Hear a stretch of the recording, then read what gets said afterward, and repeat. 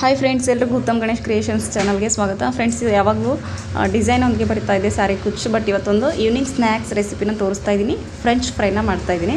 ಅದಕ್ಕೆ ನೋಡಿ, ಒಂದು 4 ಆಲೂಗಡ್ಡೆನ ಒಂದು 10 ನಿಮಿಷ ನೀರಲ್ಲಿ ನೆನೆ ಹಾಕಿದ್ದೆ, ಸಿಪ್ಪೆನ ತೆಗೆದುಬಿಟ್ಟು. ಈಗ 10 ನಿಮಿಷ ಆದಮೇಲೆ ನೋಡಿ ತೋರಿಸ್ತಾ ಇದ್ದೀನಲ್ವ, ಈ ಥರ ನಾನು ಕಟ್ ಮಾಡ್ತಾ ಇದ್ದೀನಿ. ಆ ಕಡೆ ಈ ಕಡೆ ಭಾಗದಲ್ಲಿ ನಾವು ಕಟ್ ಮಾಡಬೇಕು, ಯಾಕಂದರೆ ಅದು ಒಂದು ಶೇಪಲ್ಲಿ ಬರಬೇಕಲ್ವ ನೀಟಾಗಿ. ಅದಕ್ಕೋಸ್ಕರ ಆ ಕಡೆ ಈ ಕಡೆ ಸ್ವಲ್ಪ ಸ್ವಲ್ಪ ಕಟ್ ಮಾಡಿಬಿಟ್ಟು ಈಗ ಮಧ್ಯದಲ್ಲಿ ಈಕ್ವಲಾಗಿ ಕಟ್ ಮಾಡ್ತಾಯಿದ್ದೀನಿ. ಬನ್ನಿ, ಒಂದು ಆಲೂಗಡ್ಡೆಯಲ್ಲಿ ನಾನು 4 ಭಾಗ ಮಾಡ್ತಾಯಿದ್ದೀನಿ, ಅಂದರೆ ಉದ್ದುದ್ದಕ್ಕೆ ಮಾಡ್ತಾಯಿದ್ದೀನಿ. ದೊಡ್ಡದಾದರೆ ನೀವು ನೋಡಿಕೊಂಡು ಕಟ್ ಮಾಡ್ಕೊಳ್ಳಿ. ಆದಷ್ಟು ಮೀಡಿಯಮ್ ಸೈಜಲ್ಲೇ ಇರಲಿ, ಫುಲ್ ಸಣ್ಣ ಕಟ್ ಮಾಡ್ಕೋಬೇಡಿ. ದಪ್ಪ ಇದ್ರೇ ಚೆನ್ನಾಗಿರುತ್ತೆ, ಸ್ಮೂತಾಗಿ ಬರುತ್ತೆ. ನೋಡಿ, ಇಷ್ಟು ಸೈಜಲ್ಲಿ ನೀವು ಕಟ್ ಮಾಡಿಕೊಂಡ್ರೆ ಸಾಕು. ಎಲ್ಲ ಆಲೂಗಡ್ಡೆನೂ ಇದೇ ಥರ ಕಟ್ ಮಾಡಿಕೊಂಡು ನಾವು ನೀರಲ್ಲಿ ಹಾಕ್ಕೋಬೇಕು. ನೋಡಿ, ಈಗ ನಾನು ಒಂದು ಮಾತ್ರ ತೋರಿಸ್ತಾ ಇದ್ದೀನಿ, ಬಟ್ ಎಲ್ಲನೂ ಮಾಡ್ತೀನಿ. ನೋಡಿ, ಎಲ್ಲನೂ ಈಗ ನಾನು ಕಟ್ ಮಾಡಿಕೊಂಡು ಬೇರೆ ನೀರಿಗೆ ಹಾಕ್ತಾ ಇದ್ದೀನಿ. ನೋಡಿ, ನಾನು ಕೋಲ್ಡ್ ವಾಟರಲ್ಲಿ ಹಾಕಿದ್ದೀನಿ. ಫ್ರಿಜ್ಜಲ್ಲಿ ಇಟ್ಟಿದ್ದೆ ಈ ವಾಟರ್ನ, ಸ್ವಲ್ಪ ಬೇಗ ಇದಾಗಲಿ ಅಂತ ನಾನು ಕೋಲ್ಡ್ ವಾಟರಲ್ಲಿ ಹಾಕ್ತಾಯಿದ್ದೀನಿ. ನಿಮಗೆ ಅದಿಲ್ಲ ಅಂದರೆ ನಾರ್ಮಲ್ ನೀರಲ್ಲೇ ಹಾಕ್ಕೊಳ್ಳಿ. ಒಂದು 15ರಿಂದ 20 ನಿಮಿಷ ಬಿಡಬೇಕಾಗುತ್ತೆ. ನಾರ್ಮಲ್ ನೀರಾದರೆ, ಫ್ರಿಜ್ಜಲ್ಲಿ ಇಟ್ಟಿರೋ ನೀರಿಗಾದರೆ ಒಂದು 8ರಿಂದ 10 ನಿಮಿಷ ಆದರೆ ಸಾಕು. ಅದು ನೆನಿಲಿ 10 ನಿಮಿಷ. ನಾವು ಈ ಕಡೆಗೆ ಒಂದು ಕಡಾಯಿ ಅಥವಾ ಒಂದು ಪಾತ್ರೆ, ನಿಮಗೆ ಯಾವುದು ಅನುಕೂಲ ಆಗುತ್ತೋ ಅದನ್ನು ಇಟ್ಕೊಂಡ್ಬಿಟ್ಟು ಅದರಲ್ಲಿ ಒಂದು ಸ್ವಲ್ಪ ನೀರು ಹಾಕಿಟ್ಕೊಂಡು ಸ್ವಲ್ಪ ಉಪ್ಪು ಹಾಕಿಬಿಟ್ಟು ನೀರನ್ನ ಕಾಯಿಸ್ಕೋಬೇಕು.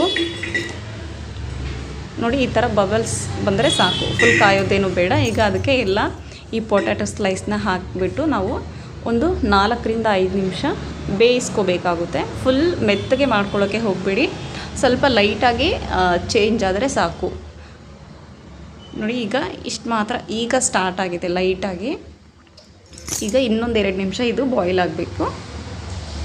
ನೋಡಿ ಫ್ರೆಂಡ್ಸ್, ಈಗ ಬಾಯ್ಲ್ ಆಗ್ತಾಯಿದೆ. ನೀವು ನೋಡ್ತಾ ಇರ್ಬೋದು ನೀರು ಕೂಡ ಹೇಗೆ ಕಲರ್ ಚೇಂಜ್ ಆಗಿದೆ ಅಂತ. ಅಷ್ಟು ಆದಮೇಲೆ ನಾವು ಈಗ ನಿಮಗೆ ತೋರಿಸ್ತೀನಿ. ನೋಡಿ, ಬಿಸಿ ಇದೆ.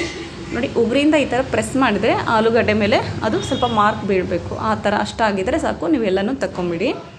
ಇದನ್ನು ತಗೊಂಬಿಟ್ಟು ಒಂದು ಕಾಟನ್ ಬಟ್ಟೆ ಮೇಲೆ ನಾವು ಹಾಕ್ಕೋಬೇಕಾಗುತ್ತೆ. ಕಾಟನ್ ಟವಲ್ ಏನಿರುತ್ತಲ್ವ ಅದ್ರ ಮೇಲೆ ಹಾಕ್ಕೊಂಡು ನಾವು ಇದನ್ನೆಲ್ಲ ಸ್ವಲ್ಪ ಸ್ಪ್ರೆಡ್ ಮಾಡಿಕೊಂಡು ಒರೆಸ್ಕೋಬೇಕಾಗುತ್ತೆ. ನೋಡಿ, ಎಲ್ಲನೂ ಹಾಕ್ತಾಯಿದ್ದೀನಿ ನಾನು.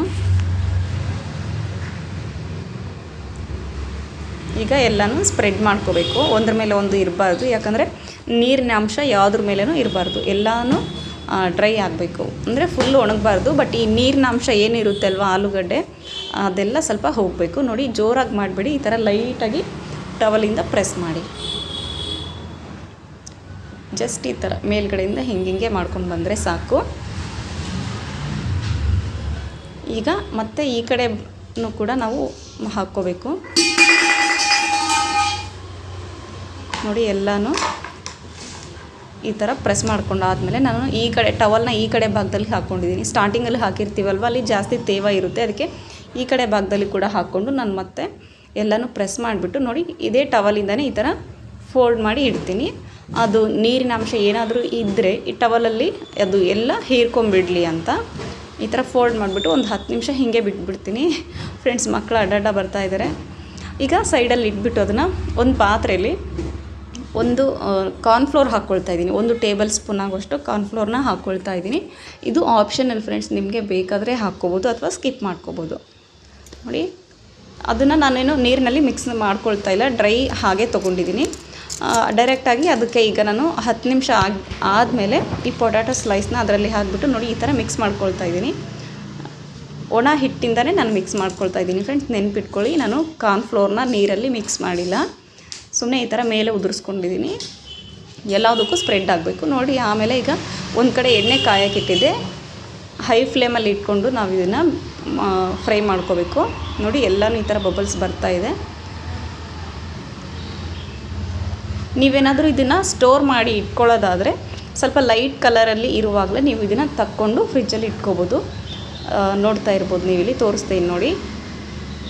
ನೋಡಿ, ಇಷ್ಟು ಸ್ವಲ್ಪ ಒಂದು ರೌಂಡು ಫ್ರೈ ಆಗಿದ ತಕ್ಷಣವೇ ನೀವು ತಕ್ಕೊಂಬಿಟ್ಟು ಸ್ಟೋರ್ ಮಾಡ್ಬೋದು ಫ್ರಿಜ್ಜಲ್ಲಿ. ಆಮೇಲೆ ಬೇಕಾದ್ರೆ ನಿಮಗೆ ಯಾವಾಗ ಬೇಕೋ ಆವಾಗ ಇದನ್ನು ತಕ್ಕೊಂಡು ನೋಡಿ ಇಷ್ಟಿರುವಾಗಲೇ ನೀವು ತಕ್ಕೊಂಡ್ರೆ ಸಾಕು. ಸ್ಟೋರ್ ಮಾಡೋದಾದರೆ ಮಾತ್ರ ಫ್ರೆಂಡ್ಸ್, ಸ್ಟೋರ್ ಮಾಡೋದಾದರೆ ಅಷ್ಟಿರುವಾಗ ತಕ್ಕೊಳ್ಳಿ.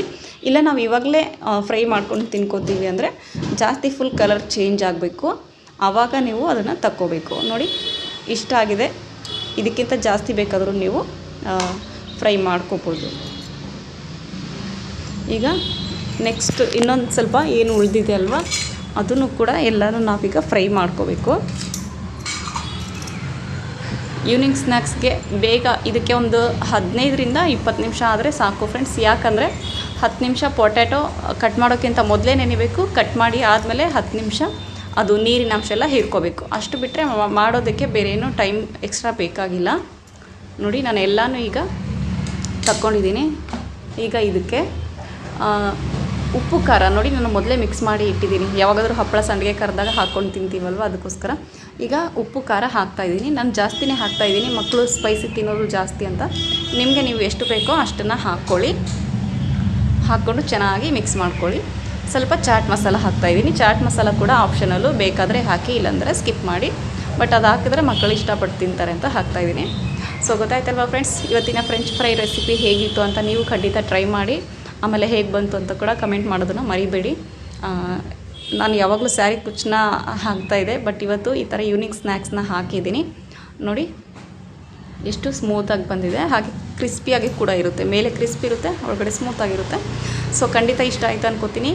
ನಾನು ಮತ್ತೆ ಮುಂದೆ ಒಂದು ಒಳ್ಳೆ ವೀಡಿಯೋ ಸಿಗ್ತೀನಿ ಫ್ರೆಂಡ್ಸ್. ಅಲ್ಲಿವರೆಗೂ ಇದೇ ಥರ ವೀಡಿಯೋ ನೋಡಿ ಸಪೋರ್ಟ್ ಮಾಡಿ ಅಂತ ಹೇಳ್ತೀನಿ. Thank you friends, thank you for the watching. Bye bye.